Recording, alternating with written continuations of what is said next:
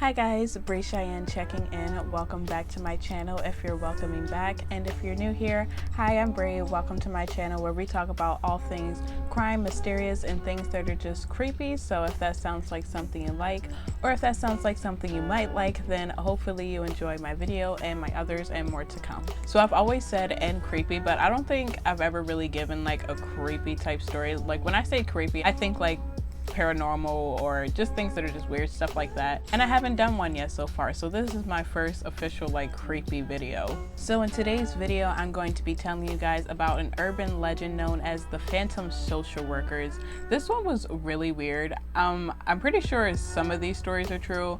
When I get into it, you'll see that in the investigation they didn't think some of them were true, but some of these were. So I'm like, is it really an urban legend? And as always, we like short and sweet intros, so I'm gonna go ahead and jump right into the video for you guys. In February 2018, a story broke in the Australian city of Queanbeyan, which was an area of roughly 8,000 people. So, this is one of those stories that just like really shocked the community. You know how they're always saying that when like the community is really small, they're always like, it would just really shock the community because nothing like this ever happens here. But this was one of those instances. This story involved a chance encounter between a woman and two strangers whom she's never seen again. The story goes like this. This woman was visited by two strangers, a man and a woman, who claimed to be fax workers who were there to check on the welfare of her children. Fax standing for Family and Community Services. The woman informed them that the two children were sleeping and she offered to give them a call later, but the two insisted that they would stay. The women brought the children out to them a little while later.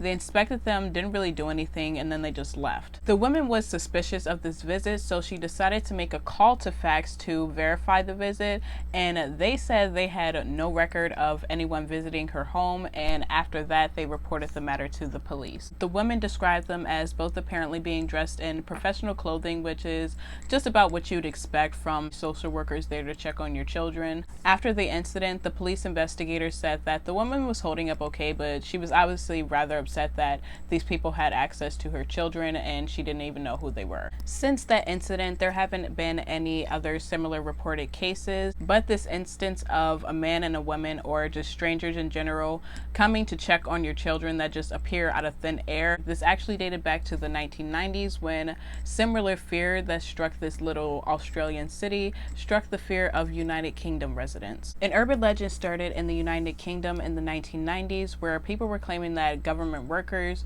or at least people posing to be them, were coming to take people's kids. There's never been any solid evidence, only people's accounts of what happened, many of which people believe are actually false. Hence why this is kind of an urban legend. Nonetheless, many stories continue to pop up around the world. In 1990, a woman named Elizabeth Coupland made allegations that many credit to kickstarting this urban legend. Two women knocked on the door of Elizabeth Coupland's home, which was in Sheffield, England. They claimed to be workers for the National Society for the Prevention of Cruelty to Children, or the NSPCC. Worried that her children were in danger, Elizabeth let the two women in to examine her children, one being a 2-year-old and another being an infant.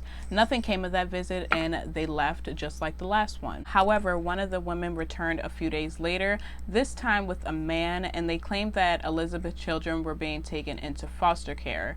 At this time, Elizabeth threatened to call the police, and after that the two allegedly made a getaway. Just like the last case, the NSPCC had no record of any visitation to her home or any employees that should have gone to her home. Now, I was pretty much under the assumption, this is my assumption, that they're probably just people posing as them. I don't believe that, they were real people. I mean, I guess they could be doing it off duty, but I don't know. I just believe that more than likely it's just people posing as social workers if this actually did happen. The police did investigate the matter, but they found really no evidence to go off of. However, this jump-started a rash of similar encounters in the UK. In 1990, Operation Childcare was created in the county of South Yorkshire, which was created to combat the allegations of child abuse perpetrated by government workers, or at least people pretending to be them. Led by Detective Superintendent David Foss, Operation Childcare was a joint task of 23 different police agencies. Foss later stated that one of the biggest challenges to Operation Childcare was people believing into media hype and buying into allegations without any proof. He also stated that while he believed that some of the complaints were genuine, a lot of them were generally blown out of proportion. Chief Inspector Douglas Watson pretty much said the same thing that David Foss did in 1995. He said that there hadn't been any arrests, and by this time they had disbanded the squad a year prior. He said that there were ones they did feel were worth investigating, but a lot of them were malicious by attention-seeking people. Despite the allegations from Elizabeth Kuchplin and other worried parents, there really was, again, no evidence that police could really conduct an investigation off of. By this time, the media kind of started portraying it as really sort of a hoax. Ray Wire, who was a sex crimes consultant that also worked in Operation Child Care, was like, what is going on? There are so many other ways that they could take a baby, because this was just an extremely high risk way to do it, and there were no babies actually taken. After years of investigating claims, Operation Child Care was disbanded in 1994.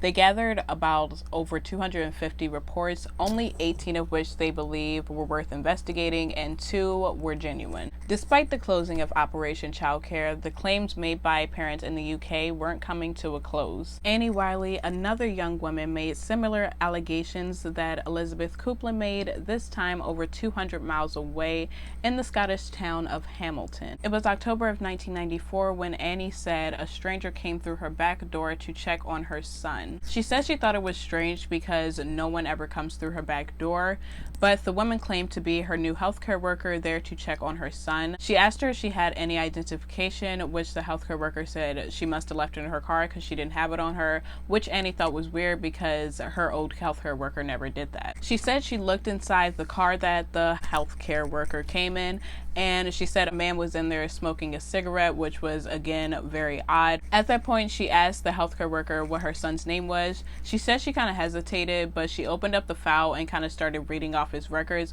and seemed to know everything about her son because he was in the hospital because he was asthmatic. Annie said she offered to go inside because it started to pour down raining, and at that point the woman ran away and wasn't seen again. Lynn Stewart, a 35-year-old mother, again described a similar encounter in April of 1995. This one was a little crazy. According to Lynn, a woman that was again smartly dressed came to check up on her daughter, and this time apparently she actually tried to take her. She said the woman allegedly grabbed the baby and attempted to run off with her, which then caused Lynn to fight her, and she said she punched her and got her baby back. Neighbors did remain vigilant for the coming weeks ahead, but they were kind of suspicious of Lynn's claims to begin with. Not too long later, a police investigator came forward and said they weren't seeking anyone in connection to the incident and the case was now closed. Pretty quick. So it was widely believed that Lynn concocted the story as a cry for attention, which, yeah, it just sounded a little crazy to me to begin with when I was reading it. I was like, ooh, that's a little much. Lynn stood by her story. She said she was not lying. It wasn't a hoax. She wasn't being charged with wasting the police's time. And if anybody wanted any more information, then they could speak to the police. At one point, the police kind of seemed to be pondering the possibility of charging Lynn with filing a false police report, but nothing ever came of that, nor this woman who attempted to abduct her child, apparently. Many believe the incident didn't happen, but it wouldn't be the last high-profile case to hit the United Kingdom. On October 10th, 1995, a man named Mark Dunn reported a similar incident from his home in Manchester. His wife and children were away from home at the time when a woman that was again smartly dressed came knocking on his door, claiming that she was investigating allegations of mistreatment. Mark apparently asked to see this woman's identification, which she said she left in the car. She apparently made a getaway to the car, which had been running, and Mark said there were 2 other men in the car as well. As you can tell, many of the aspects of that story were similar to the other ones, even down to the healthcare worker like not having their identification on them, being like, oh, I'm gonna get it from the car, and then boom, gone. These similar sounding stories became pretty commonplace in the UK. You know, this whole thing kind of reminds me of, I don't know if you guys have ever seen it on social media, but I've seen it many times where people will claim that women will come up to you apparently asking you to join some church, and it's like a specific church that's just really weird, but really it's just like some front for sex trafficking. I don't know how true it is, but I've seen it so many times that I honestly wouldn't doubt it. But again, maybe it is just an urban legend like this is. In 2001, nearly a decade after the first allegations were made, Scottish Daily Record reported on another alleged incident. Same thing as the other ones, they reported that police were searching for 2 bogus social workers that apparently ran off when they were asked for identification, and they proceeded to give a description of this man and this woman. Again, these claims were really just part of a pattern of no evidence, no corroborating witnesses, no actual child abductions, no related cases in the vicinity of each other, so it kind of all just really cemented this as an urban legend. Dr. Bill Thomas, who is a forensic criminologist, gave his opinion on it, stating that if this were true, they could be either 1, pedophiles, 2, upset women, 3, the self-appointed child abuse investigator, or 4, a copycat, someone with nothing better to do. So the idea of phantom social workers, again, is pretty much cemented as an urban legend, but these allegations may have come from an actual true story. In July of 1986, a young mother noticed some bruises on the arm of her toddler. Her and her husband were both in their 20s, and they had 2 children, 2 daughters, one was 3 and one was 2. Despite the fact that these bruises were likely caused by the daughter just playing at play school, they did raise the concern of a healthcare worker when they came to do a checkup. So the children were brought to the hospital for further investigation, and they were given a place of safety order, which means that they would temporarily become wards of the state while they were continuing their investigation to see if any abuse had occurred. And at this time, of course, their parents couldn't be with them. The husband and wife had to temporarily move to a specially family unit, which was 30 miles away from the hospital. During this time period, the family was introduced to a Dr. Marietta Huggs, a young woman who performed physical examinations on the couple's daughters. I said Dr. Huggs. I meant to say Dr. Higgs. Dr. Higgs had become a recent proponent of an examination called reflex anal dilation, or RAD for short, and yes, it is as bad as it sounds. Shortly after this I'm not even going to describe what it is. If you want to know, you can go ahead and search it up. After this extremely invasive exam, Dr. Higgs informed the parents that they believed that their daughter Lindsay had been sexually abused. The women and the father of the 2 children were arrested, and they were prepared to face a criminal trial. Nothing ever came of that though, but the children were placed in foster care for 17 months. In that 1.5-year time period, the couple fell pregnant with their 3rd child. However, fearing the pending investigation, they thought that their 3rd child might also get taken away from them if things didn't go their way with this case, so they opted for an abortion early on in the pregnancy. During their stay, the girls were in and out of foster care a lot, but they also had to regularly check in with Dr. Higgs to ensure that they weren't being abused or neglected. During another round of RAD testing, Dr. Higgs and her colleagues concluded that the girls were also being sexually abused while in foster care. The foster family, a married couple with 3 daughters of their own, were completely blindsided by these allegations. The father was arrested and the children were taken away from him and his wife. However, this would just be the tip of the iceberg, honestly. In the mid-1980s, Dr. Marietta Higgs learned about this RAD testing, which again, like I said, is extremely invasive, but it's a really inconclusive way of identifying victims of sexual abuse. Dr. Higgs eventually started incorporating this RAD testing into her procedures. She was eventually transferred to another hospital where she paired up with another doctor that was a fan of this method, and they both began to incorporate it in their procedures in the final months of 1986. Between February and July of 1987, there were 121 reported cases of abuse, which was way higher than the normal. The cases just skyrocketed. This began what is known as the Cleveland sex abuse scandal. Out of those 121 children that were diagnosed as being sexually abused, 67 of them were made wards of the state and 21 of them were given a place of safety order. Of course, an increase increase in this amount of abuse cases did draw some attention, especially coming from the families, because they were just outraged. So they petitioned for the foster system to give them their kids back, because they argued that the methods that these doctors were using were invasive and ineffective, and they were right. Simon Hawksworth, who was an attorney that represented 38 families facing a collection of 84 charges, stated that 1, the court did not uphold any of the doctor's findings.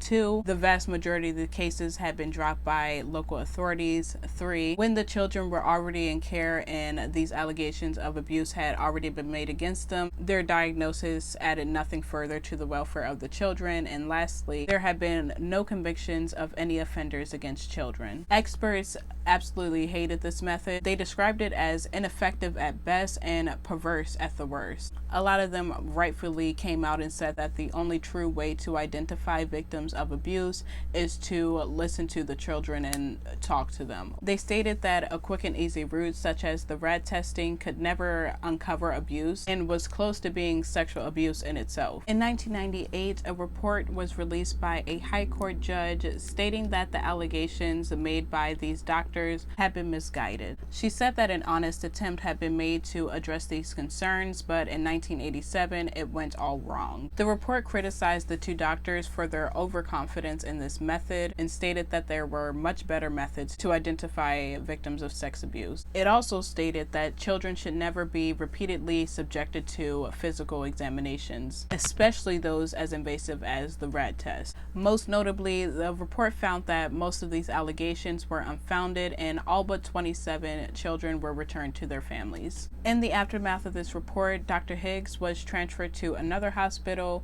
and she later went on to now work as a pediatrician. Both continued to work for public hospitals after this whole scandal blew up. This whole ordeal ultimately led to the Children's Act of 1989, which allocated more resources to agencies investigating child abuse, and also eventually led to Operation Child Care. Many think that the actions taken by these doctors were what led to this urban legend of the phantom social workers, because after all, the common thinking was that they had manufactured a way to take children from people's homes. Years after the scandal, many of the children involved in this filed suit against the local government agencies, stating that they had been mistreated by the individuals that were supposed to look after them, and the procedures were so invasive that they were borderline criminal in itself. Despite all this, Dr. Higgs has no regrets in what she did, and she still doesn't think she's wrong. A producer caught up with her a few years back, and they said that to this day, Dr. Higgs doesn't accept that her diagnosis was wrong. Like, girl, you wrong, just accept it. On April 23, 2014, a woman was in her home in Quedgeley around 2 p.m. in the afternoon. A woman approached her home claiming to be a social worker. This time, she actually produced ID that appeared to be real, at least. She briefly inspected the woman's infant son using a stethoscope to check his heart, so everything seemed to be on the up and up. However, when the young mother called the social worker agency, they, of course, like the last time, said they had no record of it. So again, she went to the police. She was able to give a description of this woman, and a digital recreation was distributed to local media sites. And again, just like the others, nothing came of this case. There was no evidence, nothing. But it is possible that the idea of these phantom social workers came from the rampant sex abuse within the UK. Operation U-Tree was launched in 2012, which was similar to Operation Child Care, and what started off as a simple inquiry grew into a full-blown investigation that builds convincing cases against really powerful people like entertainers, political figures, and just really wealthy businessmen that had engaged in sex abuse over the years. Lord Warner, the former health minister, said that some of these children were targeted by very powerful people, and it is possible that these powerful people could get people that had access to these children's homes. So, like I said, there's really no evidence that backed up any of these claims made by people. So we'll never know if they were real allegations or were they just made up by people trying to look for some attention. That's all I have for you guys today. So thank you for staying this long. If you did, I hope you enjoyed the video. And of course, we like short and sweet outros as well. So hopefully I'll see you back from the next one. Bye.